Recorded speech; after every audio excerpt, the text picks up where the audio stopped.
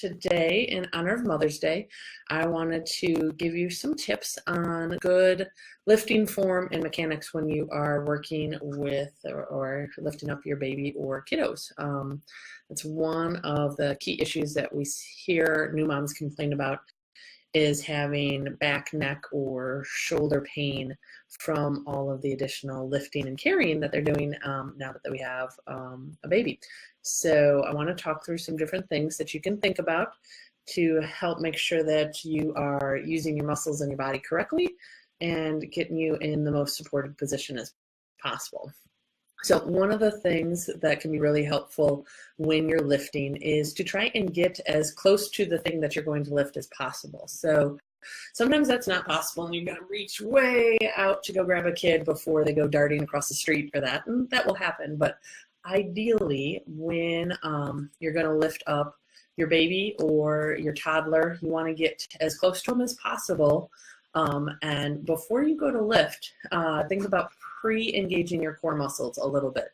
A colleague of mine, Julie Weave, uses the cue blow before you go, and I love the idea of it. So blow out before you are going to lift, and with that blowout, that teaches you to engage, pull in your belly a little bit and pull in your pelvic floor a little bit so that you have a little bit of support there before you go to lift. And then as you lift your baby or your toddler up, continue to blow out with it so that we can regulate the pressure in our abdominal canister and we can create the best core support around there. So first, I guess 2 tips, sorry, kind of jumped the gun. Tip number 1 is get close to whatever you're going to be lifting up. And tip number 2 is blow before you go. So make sure to engage your core muscles and blow out as you're lifting up to make sure that you've got good core support there. A lot of people inadvertently hold their breath when they're lifting, so watch and make sure that that's not you. We don't want to hold our breath all the time when we're lifting our baby or our toddler up. Back to tip 1 of getting close to whatever you're going to be lifting. If your toddler is able to climb up onto the couch or chair that, so that you don't have to bend down to them all the time, that's a great idea. Have them climb up onto the couch and then you can lift them from there versus having to bend off the ground. So tip number 3 is relating to bending, because we are going to have to pick up kiddos and toys and car seats and heavy bags off the ground. So when you do bend over to lift, think about bending in your hips and your knees as more, or doing that first before bending in your back. So I'm going to back up and kind of show you here. Let's see if you can see me in the. So a lot of people end up kind of hunching over from their back to lift something up. And instead, I want to think about, I know you guys can't see my hips and knees, but I'm going to keep my back straighter and I'm going to come down from my hips and my knees and come back up. So I'm not going to roll forward and come back up. I'm going to bend from my hips and my knees. When I get close, I'm going to blow out as I lift back up. Okay. So our body is amazing and we can lift and move in all different positions, but there's some positions that may be a little bit more comfortable and better to do. So I tend to tell people to try and stay kind of what I call their neutral ground. So our bum's not really tucked under us too far. It's also not really pushed out. Our back isn't crazy arched. It's just kind of got a nice little curve in with it.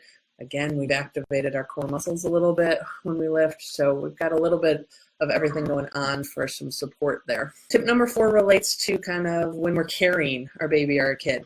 It's really common, you're feeling me back up again, sorry for that. It's really common to do the hip hike, where we kind of set our baby or our kid off to one side on our hip. And people tend to have a favorite side and always go to that side. So we want to try and even things out a little bit. So I'm not saying don't hold off to the side, but if you're going to hold some on the right, switch it over and hold some on the left too. So try and go side to side from different times. Also think about spending time holding in the center, okay? So that we kind of even things out and we're not putting so much pressure onto one side or the other. All right, so that's tip 4 as far as when you're carrying. Try and switch off side to side. Try not to hike the hip, and also try and spend time in the center. I often recommend baby wearing for people so that they have some extra support there.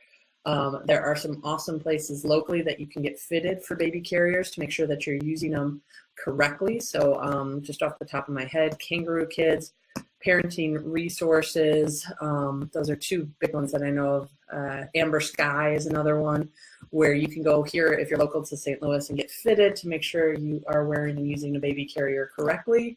I think those can be a great resource for moms to free up their hands and let them have some supported carrying time so that their baby can stay close to them. So that is helpful with carrying. So tip number 5 relates to maybe not so much when we're carrying and walking around with our kiddo, but when we're sitting and holding our baby. Maybe we're breastfeeding or feeding the baby.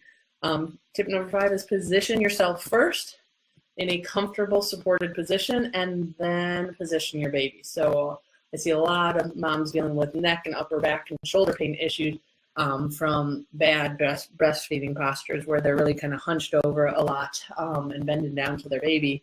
And if we just support better, maybe using some pillow supports. Those of you who know me know that I am 6'1", I have a very long torso. So one boppy did not work for me. I needed to stack up a couple pillows to be able to support my son, who's now 12. But at the time when he was a baby and we were breastfeeding, I needed several pillows to be able to support him in a good, comfortable position for me so that I wasn't leaning forward and hunching over all the time when I was feeding.